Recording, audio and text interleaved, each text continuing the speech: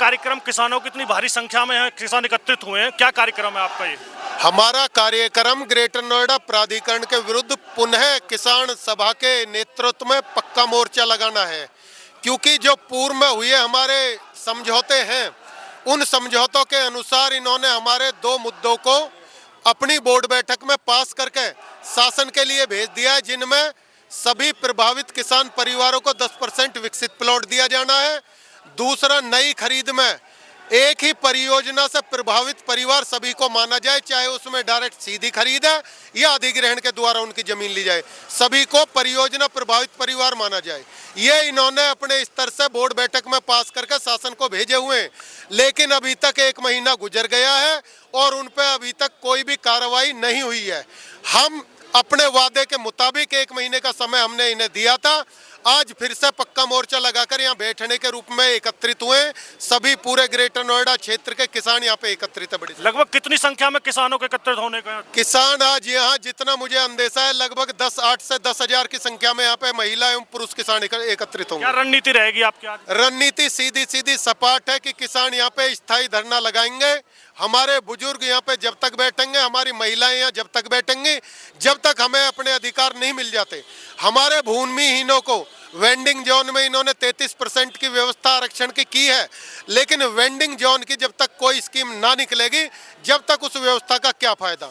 तो जी, किसी राजनीतिक संगठन का समर्थन भी मिला? हमने सभी से आह्वान किया है, खुले मंच से आह्वान किया है। जो लोग आएंगे उनका स्वागत है। हमने तो विपक्षी राजनीतिक संगठनों को छोड़कर जो सत्ता पक्ष में लोग हैं उनसे भी आह्वान किया है कि अगर आप सत्ता से नहीं करा सकते तो आके हमारे साथ धरने पे बैठिए, हम अपने हल करा के रहेंगे मुद्दे। आज कहाँ से आए आप? हम पाली गांव से आए हैं।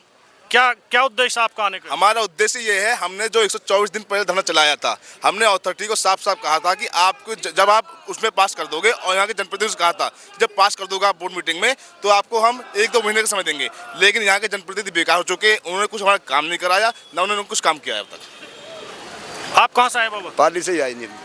आप? साकीपुर से। आपकी क्या समस्या है? ये 10% हमारा दिया जाए। आप क्या कहेंगे? कानपुर से आए जी हम भी। क्या समस्या आपकी? जमीन जो हमारे प्लॉट चाहिए जी हमें 4% के। आज ग्रेटर नोएडा विकास प्राधिकरण पर किसानों को भारी संख्या में हजूम हुआ है, जिसमें एक आंदोलन की इन्होंने तैयारी की है। हमारे साथ हैं समाजवादी पार्टी के जिला अध्यक्ष सुधीर भाटी जी। हम बात करते हैं उन्होंने किस तरीक़ा से किसानों को अपना समर्थन दे रखा है, उनके कामों को किस तरीक़ा से राष्ट्र अपने प्रदेश स्तर से मुख्यमंत्री के समक्ष रख के किस तरीक़ा से मतलब जो है इस समस्या को हल कराने का प्रयास करेंगे। समाजवादी पार्टी ने हमेशा किसानों का साथ दिया है और पिछली बार भी जब धरना हुआ था तो समाजवादी पार्टी ने बढ़ चढ़ कर उसमें हिस्सा लिया था। समाजवादी पार्टी डे 1 से पहले भी धरना हुआ था, 90-92 दिन चला था, तो समाजवादी पार्टी ने अग्रिम भूमिका निभाकर पूरी तरह से किसानों का समर्थन किया था। जब मैंने जिलाध्यक्ष होने के नाते जब मैंने ये बात अपने राष्ट्रीय अध्यक्ष माननीय अखिलेश यादव के समक्ष रखी कि गौतम बुद्ध नगर में किसानों की बहुत समस्याएं हैं और वहाँ पर प्राधिकरण जो तानाशाह रवैया अपनाते हुए किसानों की मांगों को नहीं मान रहे हैं, तो उन्होंने एक ही कहा कि जब तक किसानों का धरना हो, समाजवादी पार्टी डे 1 से धरने में रहेगी और उसमें बढ़ चढ़कर हिस्सा लीजिए। समाजवादी पार्टी के राष्ट्रीय अध्यक्ष माननीय अखिलेश यादव जी ने एक 6 विधायकों का प्रतिनिधिमंडल बनाकर भी भेजा कि जाकर किसान वहाँ के प्राधिकरण के अधिकारियों से बात कीजिए, कमिश्नर से बात कीजिए। तो कमिश्नर से भी बात हुई, प्राधिकरण के लोगों से भी बात हुई, प्रतिनिधिमंडल ने रिपोर्ट दी और उसके बाद में यहाँ के जो किसानों का एक प्रतिनिधिमंडल हमारे द्वारा माननीय राष्ट्रीय अध्यक्ष जी से दिल्ली जाके में मिला, तो उन्होंने आश्वस्त किया कि या तो प्राधिकरण किसानों की मांगों को मानता है, अगर नहीं मानता है तो जिस दिन आप बुलाओगे हम धरने में भी शामिल होंगे। किस तरीक़ा से आप मतलब किसानों को एक संगठन जो धरना दे रहा है वो अनिश्चितकालीन धरना है, तो आपका भी क्या इनके साथ अनिश्चितकालीन रहेगा? हमारा भी अनिश्चितकालीन धरना रहेगा। समाजवादी पार्टी डे 1 से और इनसे सारे संगठनों से बात होकर हम इनके साथ कंधे से कंधा मिलाकर रहेंगे। किसानों की लड़ाई में समाजवादी पार्टी हमेशा साथ रही है और इस बार भी हम साथ रहेंगे। तो मैं माननीय राष्ट्रीय अध्यक्ष जी को अवगत कराऊंगा और राष्ट्रीय अध्यक्ष जी जहां तक मुझे लगता है कि वो किसानों की समस्याओं को लेकर प्रदेश में कोई भी समस्या हो उसमें अग्रिम भूमिका निभाते हैं, तो जरूर आएंगे। आपका क्या कहना है? मेरा कहना ये है पत्रकार महोदय कि ये जो वर्तमान सरकार है ये तानाशाह सरकार है, किसान विरोधी सरकार है। आज देश में ऐसे लगने लगा है कैसे जैसे कि मंदिर मस्जिद ही सब कुछ है। शिक्षा, स्वास्थ्य और बेरोजगारी पे इस सरकार का कोई ध्यान नहीं है। और अगर ऐसे ही रहा तो ये पतन का रास्ता है, जल्दी जाएंगे।